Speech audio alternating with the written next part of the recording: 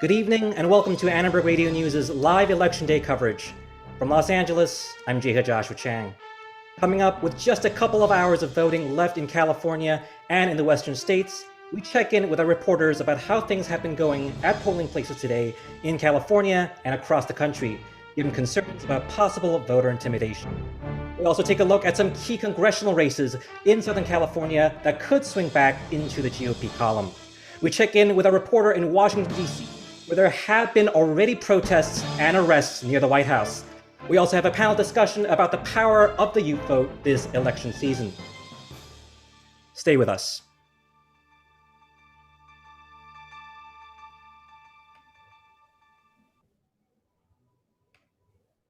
Polls have closed across much of the West and Midwest last hour. We have some early results to share with you. Olivia Kors is here now with the latest returns.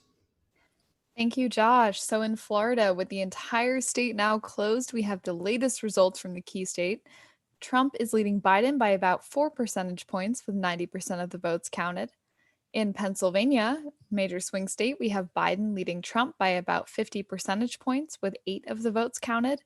And in Michigan, a battleground state in the 2016 election, we have Trump leading Biden by 16 percentage points with 14% of the votes counted.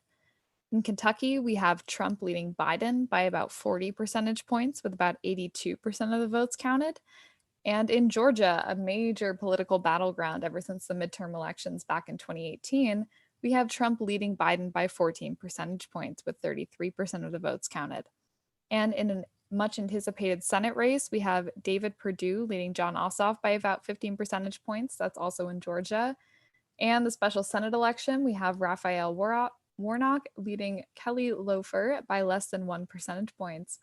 And in South Carolina, we have incumbent Lindsey Graham and former lobbyist Jamie Harrison, with Harrison leading by less than 1 percentage points and Trump leading Biden by 7.5 percentage points. And we have in North Carolina, with 73% of the votes reported, we have Biden leading Trump by 4 points. And in swing state Ohio, with 56% of the votes reported, Biden is leading Trump by 8 points. And finally, in Maine, we have 1% of the votes counted, and Trump is leading Biden by 58 to 39. Thank you so much, Olivia. That was Olivia Korish. With turnout this election reaching record levels and tensions running high, there have been ongoing concerns about voter intimidation and plans for protest in the streets. Tony Quach has been following the developments as voting has ended across much of the country and is winding down in the western states. So Tony, what have you been seeing across the country? Yeah, Josh, throughout the country, voter turnout has been tremendous, but that doesn't mean things have been running smoothly. In Spalding County, Georgia, some of the precincts experienced a glitch that prevented voting machines from connecting to voting cards. That caused long lines, confusion. Some of the voting machines were shut down for hours, and some precincts had to use paper provisional ballots. And voters in Franklin County, Ohio, saw big delays. Some precincts had to shift to paper poll books after an unprecedented amount of early voting caused a malfunction to the electronic poll books. And that meant that poll workers had to manually search through paper records to check voter ID. And in Upshur County, Texas, voters saw huge delays when electronic voting machines went down. That prompted a district judge to extend voting by a few more hours. I see. So a lot of technical glitches there. But besides those, have you heard of anything else? You know, we have, Josh. Voters in Nebraska, Michigan, and in Atlanta, Georgia reported receiving robocalls that told them to hold off on going to the polls to vote due to the pandemic. And of course, that was untrue. And now the FBI is investigating where those calls came from in what looked to be an attempt at voter suppression and intimidation. And in Michigan, voters reported receiving disturbing typo-filled text messages that claimed to come from the FBI. The messages were sent to voters in Dearborn, which just happens to be a large Muslim population. The text said, "Urgent alert. Due to a typographical error, Scantron ballots being used for the 2020 election have swapped censors. If you're intending on voting for Joe Biden, you must bubble in Trump and vice versa." You'll notice it didn't say vice versa, and it was signed off the Federal Bureau of Investigation. only bureau was misspelled. Those are just a few examples of some of the problems voters were experiencing across the nation. Now, all these problems, Tony, it begs the obvious question, what can we voters do to report these problems? Well, Josh, if you're in a West Coast state like California or in any place where polls have closed, you can definitely report any kind of voting issue to a website called CSAY 2020. That's C like SEE and SAY, SAY 2020. So, CSAY2020.com. You know, Josh, this website is being used as kind of an aggregator of issues that voters are facing across the country. It basically lets voters publish their own reports of suppression and election interference in real time. So far, more than 900 reported cases of things like voter intimidation, machine malfunction, or the spread of misinformation has been posted to the site. And Josh, voters can, of course, go to Vote 411 to report these issues as well. That is incredibly thorough and informative, Tony. Thank you so much. Thank you. That was Tony Quach, everyone. Voting is still underway in California for just a couple of more hours. So far, in our region, turnout is high, and we haven't seen major problems. Camila Third Accused join us now with more. Hi, Camila. Hi, Josh. So, for the most part, voting here in California has been pretty smooth. According to the LA Times, in Los Angeles County, wait times for in-person voting centers only averaged about 7 minutes. Some centers did see a bit of a longer wait, more likely due to the state allowing same-day registration. In fact, California is set to break its record of 14.6 million for the number of votes cast during an election. More than 11 million Californians already cast their 2020 ballot before today. The Times also noted some instances of partisan poll watchers. One woman in Sacramento County marched by a line of voters, chanting support for President Trump and telling people to take off their masks. However, instances like this appear to be rare today. There also haven't been any reported instances of civil unrest. Places like Hollywood, downtown LA, and Rodeo Drive in Beverly Hills all have boarded up storefronts. The Los Angeles Police Department also issued a citywide tactical alert as a precaution for any incidents that may result from Election Day, but as of right now, things are calm. And that is good to hear. And obviously, Southern California has some key congressional races, with seats that could switch again, back from Democratic to Republican hands. Now, tell us more about some of those.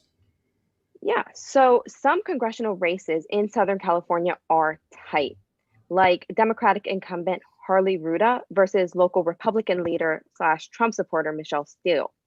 Ruda flipped the seat for Democrats after defeating longtime incumbent Dana Rohrabacher. And Democrat Gil Cisneros is in a rematch against Republican Young Kim after winning the seat in 2018 with 51.6% of the vote.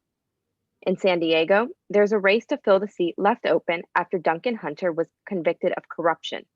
Pro-Trump Republican Darrell Issa, the former congressman, is facing Democrat Amar Kampa-Najjar. So still a lot to look out for. Thank you so much, Camila. That is Camila Third Accused reporting in Los Angeles. A lot has been happening in Washington, D.C. this election day. Johnny Dorsal is with us and has more. So Johnny, can you describe what is happening outside the White House and around the Capitol? Yes, I was just out by the White House a few hours ago. In the city, a vast majority of buildings have been boarded up. Businesses, restaurants, hotels, banks. Honestly, you'll be hard pressed to find a building north of the White House whose ground floor is visible from the street. In front of the White House at Lafayette Park, which is the area known as Black Lives Matter Plaza, hundreds of people were demonstrating. Some people were singing, some people were dancing. It kind of had a block party atmosphere, and many demonstrators were chanting Trump, Pence, out now. Of course, D.C. is a mostly Democratic city, and the protesters say they plan to stay out there into the night. There was a heavy police presence, particularly by the White House, and some roads have been closed in the area. Additional fencing has been erected right outside of the White House. There's definitely similarities in the city to the protests that took place in the summer following George Floyd's death. But I do want to note that D.C. Mayor Muriel Bowser has not imposed a curfew. There's no National Guard. and the police aren't militarized, although there is a sizable police presence in the area. I drove around a bit the city, and you could see that the political atmosphere was very evident. Today was a different kind of day. People were walking, holding signs. Some had MAGA shirts, and others had Biden-Harris shirts. And some of DC's most prominent areas, such as Gallery Place and Adams Morgan, and of course, Pennsylvania Avenue and Constitution Avenue, again, all of them are boarded up, and the city is bracing for the possibility of civil unrest after the election. Thank you so much, Johnny. Please stay safe. Thank you. Once again, that was Johnny Dorsal from Washington, D.C.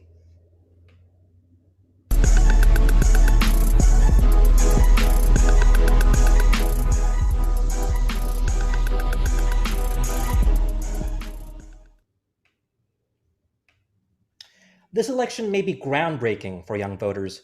From BTS stans and TikTok users interfering in Trump's Tulsa rally to climate change activists and the March for Our Lives, young voters are more politically engaged and mobilized than ever.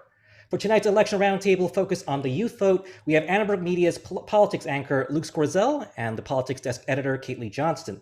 We also have Jack Patton, student chair of the USC GOP. And as a special guest, we have Tracy Lee, freelance journalist and a former leadership fellow for Annenberg Radio. Good evening, everyone. Hi, Josh. Hi, Josh. So we'll start off with Jack. What has been the impact of the youth vote this election season, and how is it different perhaps from previous years? Well, first, thank you so much for having me. I think the youth vote is a particularly important voting segment, not solely because it can represent exactly what's going on in the country right now, but because it also represents the future. I see the youth voting bloc as kind of a bellwether, almost for the direction that each political party is going to take. So I think the youth vote is very important. And Kate or Luke, do you have anything else to add? Definitely. Yeah, I mean, go ahead, Kate. Luke. Zoom. One of the things that I think is really interesting is looking at some of the key swing states that youth are going to have an impact. And I think Tufts University has been doing a lot of research, and two states in particular that stand out to me are Pennsylvania and Arizona, which are two states that Joe Biden is looking to flip in this election, that went for Trump in 2016 and are pretty important for a Trump victory. But those are two areas that I'm particularly looking at the youth vote. But Kate, go ahead. Yeah, I mean, you mentioned the Tufts study. I think in a similar study, some of the research they've done, they found that younger voters also tend to favor Democratic candidates. So it makes sense that when they show up in those states that Biden's trying to flip, that it would work in his favor. Got it. And, as you all know that, actually it's surprising because young people are usually notoriously, as a group that has a low voter turnout. And so with the, the different symptoms that we're seeing, I'm sorry, the change in tides that we're seeing, are we crossing into a new era where more young people actually are actively mobilized to vote? And we'll start reverse order. So we'll start from Kate. Yeah, definitely. And I feel like a big reason for that has been things that have happened this year, COVID-19, racial injustice, having those conversations on social media, and really because it's such on a personal level. You see your friends posting these things, and then you realize, okay, they're open to having these political discussions now. Now I can talk to them about voting, and now I can not shame them into voting, but encourage them to vote by dragging them to the polls, forcing them to have these conversations with you. And I think that change is really working right now. And Jack, actually, I did want to ask that a lot of these recent young activist groups that are predominantly youth focused tend to have a more liberal bent. Now, is that true? Are there young conservative groups that are as mobile and on the mainstream media coverage that we know it? I would say yes and no. I think as a bloc, the youth vote definitely tends to lean more liberal, but that definitely does not mean that there are not prominent young conservative voices and speakers out there. Yeah. Got it. Thank you so much. So I think we can all agree that pretty much young voters are a force to be reckoned with in this election season. And at the same time, the young generation of voters that we have are some of the most ethnically, in terms of sexual orientation, one of the most diverse groups I've ever seen. And are candidates from both spectrums addressing this reality? We'll start from Kate.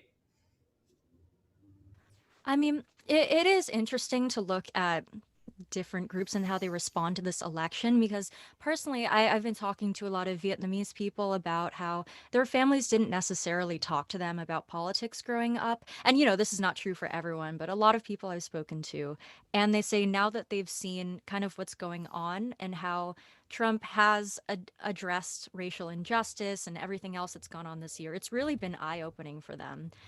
And there are mixed feelings about Biden in any group, but I feel like seeing how Trump has responded to certain things this year has been really eye-opening for people who maybe didn't pay attention because their families never really talked about it with them. Got it. And Luke and Jack, are there any active strategies that are taken by more the conservative candidates to appeal to young voters? One thing that I would add into this conversation, I think, is just that some of the most important issues to younger voters are more liberal issues now. But I think that post-Trump, whether that's now, if Biden wins the election, or in 4 years, Republicans are going to have to do a lot of soul searching, kind of similar to in 2012 after Mitt Romney won. They had a big look inward and decided they needed to expand to a more diverse coalition. And Trump kind of threw that out the window. But I do think that is the future because, as you said, young people and their interests are shaping what's next for our country. Got it. And I guess in a kind of a more historical scope, I think we obviously had 2 elections, I think, in the foreseeable future in the past 4 years. But some people, how do we trace this mobilized group of young people? Where do we trace the beginning of this activism? Tracy, can you give us an insight on that? Yeah, I mean, I think you have to look back to 2008, right? You saw so much enthusiasm amongst young people for Barack Obama. And that was really a big shift in realizing how important young voters were. I mean, I think having young voters support the Obama campaign really helped him secure not only the nomination in the Democratic Party, but ultimately the win. And you hadn't seen that kind of youth voter turnout since the 80s and the 90s when, to be frank, the Republican Party did have a hold on young voters at the time. So I think right now what the Democratic Party is hoping for is to see a shift back toward enthusiastic young voters who want to come out and see change happen because of what's happened in the last 4 years. I think that could be a challenge because, as you remember, there was a very contentious fight during the primary season. It's not so much that you have people who are enthusiastic for Biden. You have a lot of young people who are enthusiastic to vote the current president out. So right now, I think a lot of what you're seeing is just, you're not going to get back to that level of enthusiasm you saw for Barack Obama, but you will definitely see a lot of enthusiasm for changing at least what the makeup of the House and the Senate look like, and ultimately the White House. Yeah, I mean, actually, combining what you just said, Tracy, and what you said, Luke, is the idea that the youth isn't this singular group with a singular political agenda surrounding a singular political candidate. They will move actively to, maybe even they don't support Biden per se, but they will form a coalition with mainstream other communities to gain their interest and, to shift gears actually quite flexibly based on their interests. So we have one final question, and this one's actually addressed to you, Tracy, because we are all youngsters here, still in our college years, anxious. But you also have been working with us directly last year, Tracy, as a leadership fellow. And you've seen, have been working with college journalists directly and seen the work they were capable of doing. And after all of this is over, what advice do you have for us, budding journalists? Definitely. Anytime the media wants to do an autopsy on how they handled the election, I think that's really important to look at. I don't think enough people did an autopsy after 2016. We talked about it and acknowledged that the polling was way off, but it wasn't discussed widely enough that I think people took real lessons away from that. I think staying engaged with lessons you can learn from the mistakes that were made on election night, because there are always going to be mistakes that are made on election night, I think that's really key, and that will help inform future coverage, not only of the next presidential race, but key midterm races that will come in just 2 years. Absolutely. Not that I'll probably need a full night rest tonight. Oh yes, sleep a lot first. Yeah. But thank you all so much, everyone. I think that's all the time we have for today's roundtable discussion. Thank you, Luke, Kate, Jack, and Tracy. Thank you, Josh. Thank you, Josh. Thank you for having.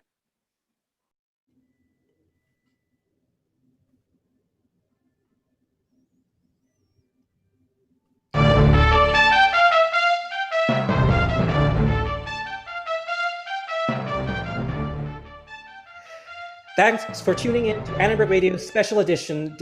I'm sorry, I'll read that again. Thank you for tuning in to Annenberg Radio's special Election Day coverage. Celine Mendiola is our managing producer. Special thanks to our mentors, Shirley Jihad, Tina Rubio, and Sebastian Gruba. Once again, thanks for listening and have a good night. For all of us here at Annenberg Media, I'm Jeha Joshua Chang.